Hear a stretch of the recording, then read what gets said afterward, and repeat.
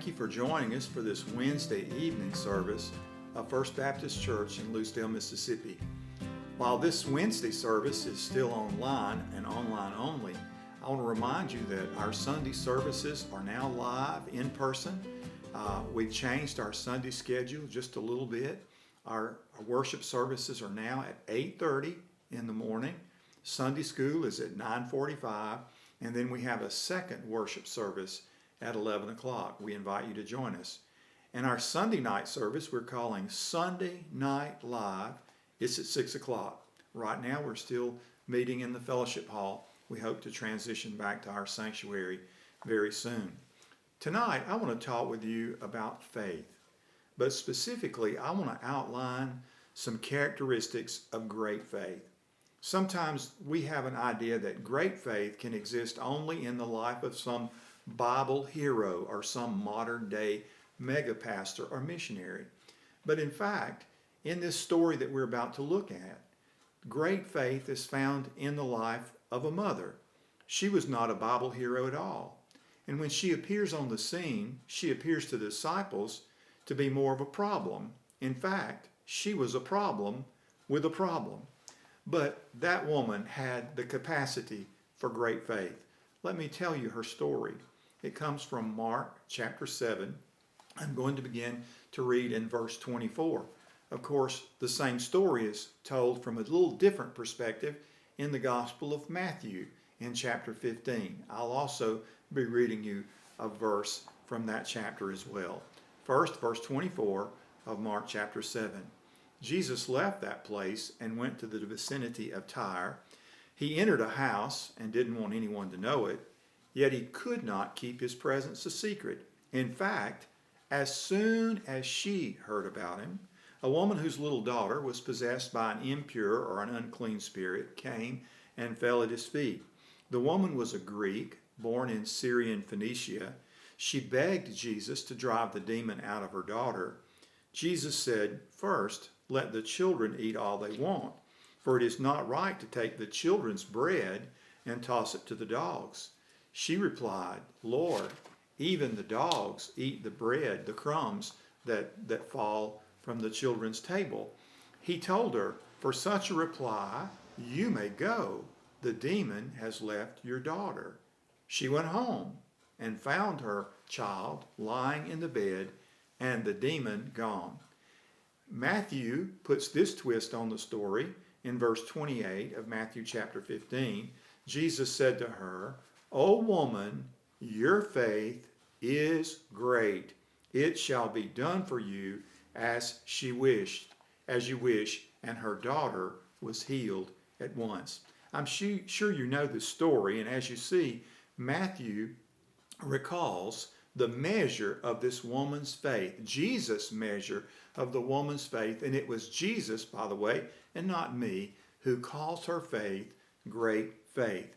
Now let me outline the following characteristics of great faith as I see them in this story. I think these things are also evidence of great faith in our own lives. Here's the first one. There are four of them. Here's number one. Great faith comes immediately to Jesus when there is a need. In other words, Jesus is not our last choice, but the first place that we take our need or our problems. This woman, no doubt, had heard of many healers and many helpers. Prior to this moment, she may have never heard of Jesus, but after hearing of him, she came immediately. The Bible says that she came as soon as she heard. If you have a need, what would hinder you from coming to Jesus? Do you see your need as too small? Then you're depending on self or some other helper other than him. I can tell you by experience, any problem I think I can handle without the help of the Lord usually turns into a bigger problem. On the other hand, if you see your need as too great to bring it to Jesus, then your faith is simply too small to come to him. You must see him as greater than any need and capable of meeting that need. Great faith comes to Jesus immediately when there is a need. That's the first characteristic of great faith. The second characteristic of great faith is this: great faith comes often to the feet of Jesus concerning that need. You see, the Bible says, after hearing of him, a woman whose little daughter had an unclean spirit came immediately and fell at his feet. Once she heard of Jesus, she just simply made a beeline to his feet. Both Matthew and Mark tell us about this woman coming and prostrating herself before the feet of Jesus. In her hour of desperation, he became her only hope. As you read the story from the Gospels, you learn of her dogged persistence. She asked, and she kept on asking. As you read the story from the Gospel of Matthew, it's clear that Jesus and his disciples were traveling. Jesus just seemed to keep on walking, but she kept coming and bowing at his feet. As I read that story, I thought of the flow of life and how it often appears to us. Because you see, if you have a problem, the world doesn't stop for it. It just keeps turning. The church doesn't stop for it. And at times, it seems to us that not even Jesus stops for our need.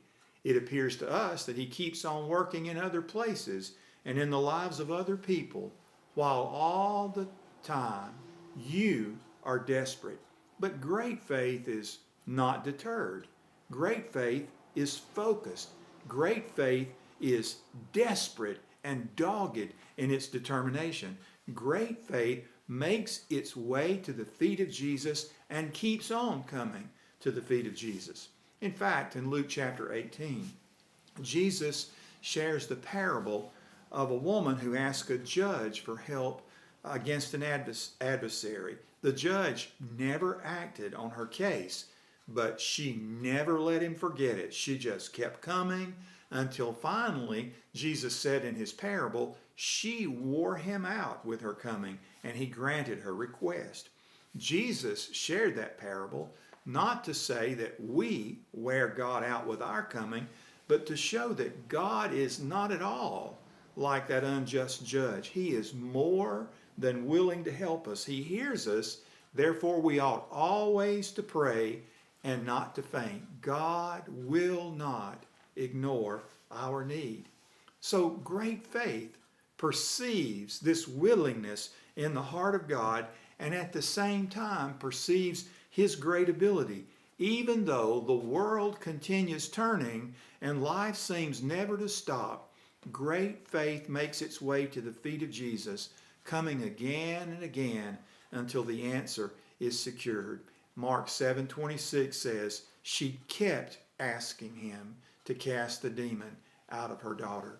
Number 3, great faith maintains hope in Jesus in spite of any delay. Did you notice how Jesus put her off? Someone might be offended by the words that Jesus used when he addressed this woman, but the woman wasn't. She knew she wasn't worthy. A person of faith never comes to Jesus on the basis of his or her personal worth. We come to him because he is worthy. She was undeserving. So am I. So are you. The woman came simply seeking mercy. Mercy is for the undeserving. Mercy is what desperate people ask for when they can't carry the load another step or go on another day.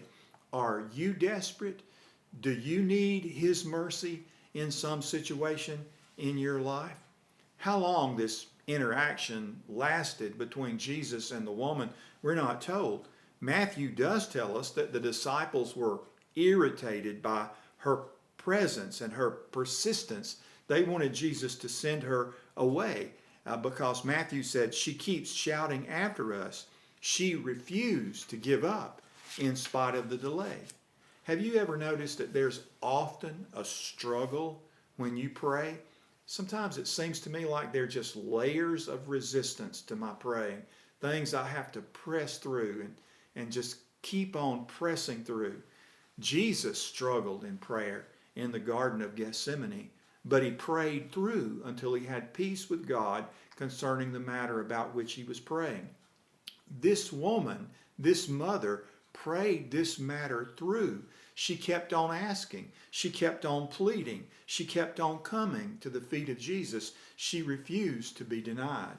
And in Matthew 15:28 we read, "Then Jesus said to her, 'O woman, your faith is great. It shall be done for you as you wish.' And her daughter was healed at once." You see, it was Jesus who called the woman's faith great faith. Would he say that about yours or mine? Finally, number 4, great faith believes God without tangible evidence of his activity. Is God working in your circumstances? Have you been praying? Then he's working. Can you put your finger on his activity? Well, let's just be honest. In fact, you may not see anything at all. You may not be able to see how he's working or where, but you've been praying, and by faith, you've chosen to believe God without tangible evidence of his activity. In other words, something you can see or touch. That is, in fact, exactly what this woman did. While Matthew tells us that immediately the woman's daughter was healed, from Mark it becomes clear that she was in the presence of Jesus and her daughter was at home. For all of her praying and all of her pleading, she had absolutely no tangible evidence of God's activity. She only had this word from Jesus that everything was going to be all right. If that's all God gave you, just a promise, would you go on believing? Would you continue to cling to that promise until there was tangible evidence of the validation of that promise and a confirmation of your faith? Great faith takes God at his word and stands on his promise. Great faith comes immediately to the feet of Jesus when there is a need. Great faith comes often to the feet of Jesus concerning that need. Great faith maintains hope in Jesus in spite of any perceived delay on the part of the Lord in responding to that need. And great faith believes in God without any tangible evidence of his activity related to that need. Do you have great faith? I assume that some of you who are listening to this message have a lot in common with this mother. Something in or around your life is desperate. You need Jesus, but you're not worthy. Would Jesus help a person like you? Oh, yes. You are just the kind of person that Jesus is looking for. He wants to help you so that he can show you who he is and what he can do. Remember, the first thing that made this woman's faith great was that she didn't waste any time. As soon as she heard about Jesus, she made a beeline to his feet. Is it time for you to do the same? Then make your way to Jesus' feet. I pray that you will soon see the answers to your prayers. Thank you so much for listening.